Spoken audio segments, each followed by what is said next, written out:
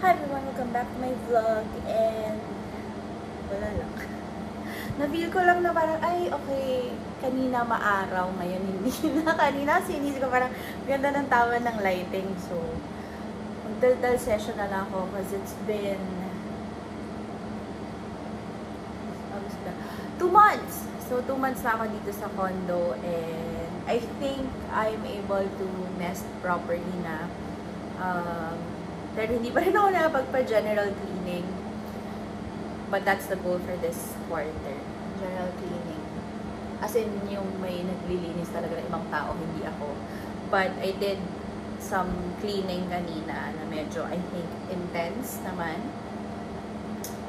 Because I think intense din yung stress ko lately. So, quarter 4 means a lot of things are going to happen again. Parties and stuff. And with parties, I mean, my family in Australia is going back here in Manila because we're gonna be celebrating the wedding of one of my closest cousins. And then, may isa pang wedding. Okay, nakakaloka. Wedding. Sana all. Actually, ayun. Ang dami ko lang daldal. Wala na. Gusto ko lang ulit dumaldal because perhaps this is a progress check as well after 2 months of being here in the condo. And I think, makikita ko yung progress ko na, tumaba ako! Yeah, I think, tumaba ako. Hindi I think, tumaba talaga ako. I therefore conclude, tumaba talaga ako because, maybe because ganun talaga pag masaya. Cheering! Anyway, ayun. Yun lang. Life update that I'm gonna record lang. Because, why not? Diba? Cheering. Okay. Siguro, okay, let's answer. Para naman purposeful tong pagre-record ko, diba? Kasi 2 minutes in, ang dami ko lang kinada. So, let's try to answer some questions about living alone. As if naman may nagtatanong, diba? Wala naman nagtatanong, pero gusto ko lang mag-answer ng questions. Cheering. Okay. So, 2 months living in the condo, what I've learned so far is that, one, iba pala talaga ako mag-manage ng household compared to how my mom manages the household. Baka kaya lagi kaming nag-aaway.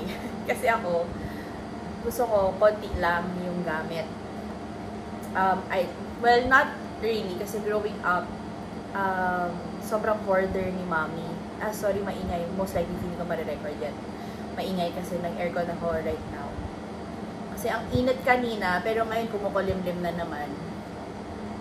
Anyway, going back. Ayun, growing up, hoarder yung mama ko talaga. Like a true Asian mom. So, ngayon na I have my own space, I'm trying my best not to hoard stuff. So, kung meron man ako extra, dapat one lang. Say, for example, bili ako ng sabon.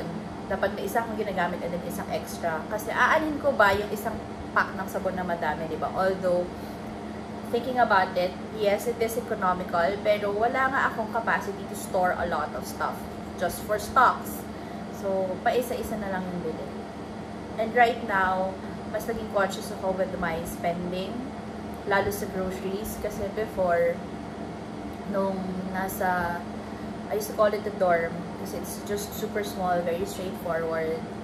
Tulugan lang siya. So, hindi ko siya masabing it's really a home for me because it's a shared space still. So, dun sa dorm sa Mandaluyong, ano lang yung sinasabi ko? Anyway, what the fuck was I about to say? I forgot. Yung ADHD ko tumama, sorry. But anyway, yun, nung nandun ako sa Mandaluyong, I may have parang some time alone, pero hindi pa rin ganito ka-alone. Kaya, parang hindi ko pa rin siya ma-manage at all. Ngayon na nakabukod na ako, super particular ko na sa maraming bagay. Yeah, I was talking about groceries. With groceries, before, yun nga, kasi malaki pa yung natitipid ko because I share a space. Plus, the rent in Mandaluyong is so much cheaper. cheaper compared here sa BGC. It's like 2-3 times higher. Pero yun nga, at least dito I get to walk to and from work. I do sometimes get a Grab kapag malakas ng ulan or kapag mabigat yung dalhon because I did my groceries after work. That, and then ano pa ba? Ayun. Malaki na ditipid ko sa savings. So, kapag nag-groceries kami sa bangkal, as in, ang dami. And right now, napapansin ko na ang daming nasasayang na food kasi ang dami ko nag-grocery sa bangkal. Pero wala namang kumakain kasi si Mami, hindi naman mahilig na magkakakain. Plus, I rarely go home na. Si Robin din also moved out. So, it's just Mom and Tita Gemma na isa pa rin hindi masyadong malakas kumain, diba? So, masasayang yung food. Dami na-expire na food. Ang dami namin tinatapon. Sobrang sayang. Yun or pinamimigay. Nangihinayang ako sa pera and sa food waste in general. So, mas naging conscious ako with whatever I'm gonna buy. Even here sa condo, parang as much as I would like to stock up on my pantry, kasi nag-stock up lang ako ng basics na need ko kapag may mga toyo ako na magluto.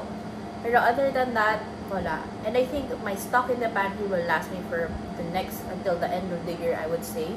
Kasi kumakain din naman ako sa labas. And yun. Or I think I really need to work on really saving money and cooking my own food. Pero sometimes mas mura kasi parang mas murang magluto sa labas. Yun.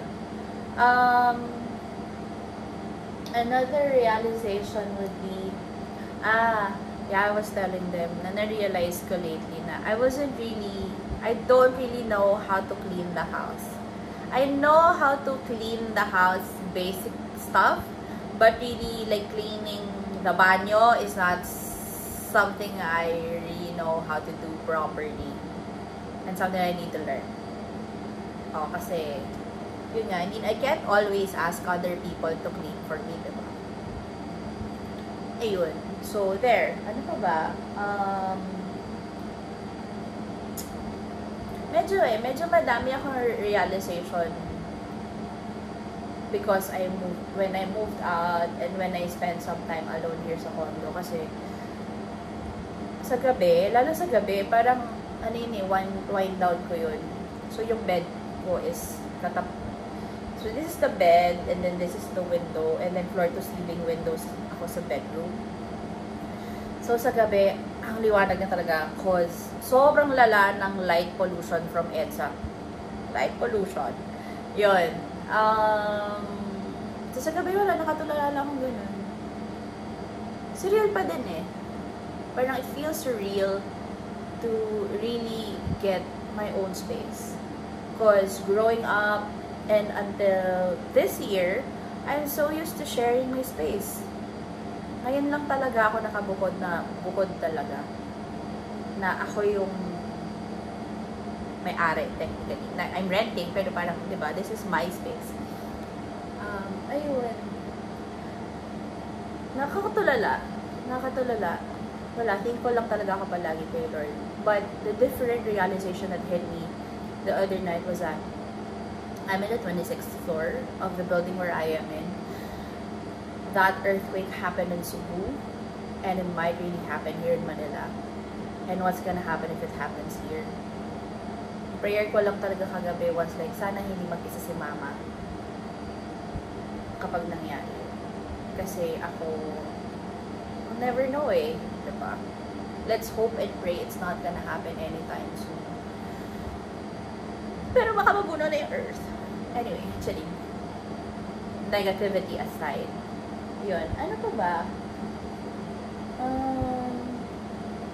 Wala, ang dami kong na-rediscover about myself. Na one, I really like hosting. Like dinners, brunches, whatever. I mean, I like having people visit my home. Tapos dito lang, mapukwentuhan lang kami. I think very home-bud ako. I would say I'm really, or baka introvert ako yun. I recently discovered about that one, introvert. Pwedeng ganun ako. I recharge my energy with the right people. Kasi parang di naman talaga ako introvert.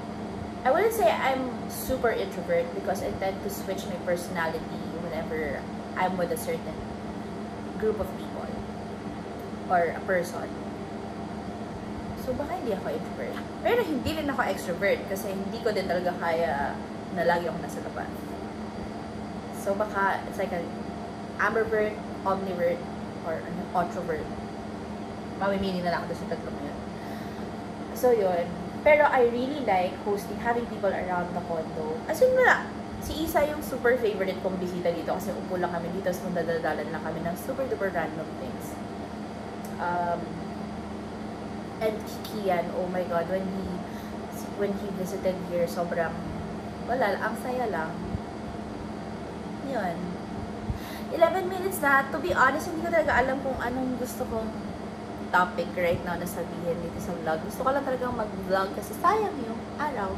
Gusto ko lang mag-life update. Para may pwede akong balikan at sabihin na, ganito yung nangyari sa'yo noong October, ganito, ganito, ganyan. So, September happened. And September happened pala. The fuck? Ganon. Dami nangyari noong September. I learned golf. Yeah, that's a new life update. I'm studying, practicing, training. Nagpapakoach ako na matuto para mag-golf. Cause, it's apparently, so hindi ako sporty na tao, but apparently there's this sport that I'm gonna like. And it's golf. So far, nagustuhan ko siya. So, hindi talaga nga ako sporty na person, diba? So, I tried taekwondo nung bata ako. And then, marunong naman din ako mag-badminton basic. Pero hindi ako player type talaga. Paddle or padel. Yun. So, we played before, last year. Coach pa and stuff. And then this year, yun nga, ayan, golf. Try din kami mag-baril-baril. While it was fun, it is really fun mag-baril-baril. Parang ang hirap din niyang i-sustain. And the violent soul in me, delikadong matuto talagang magbaril. Because, oh my Lord, Jesus Christ, violence is the key to success. Tapos yun, discovered golf. Masaya siya, surprisingly. It's fun. I'm enjoying it. For some reason, it silences a lot of noise in my head. But, na malalaman ko kapag hindi ako masyadong in a good headspace when I can't really hit the ball. I can't really hit the ball and can't hit the ball properly if ever I hit it. So, yun. It was fun. It's fun. It's an expensive sport, I would say. But it's fun. I like it. So, I think it's a sport that I would like to strive on. But let's see. Because again, it's expensive. I'm a firm believer kung bakit ako nag-walk and run before is because it's cheap.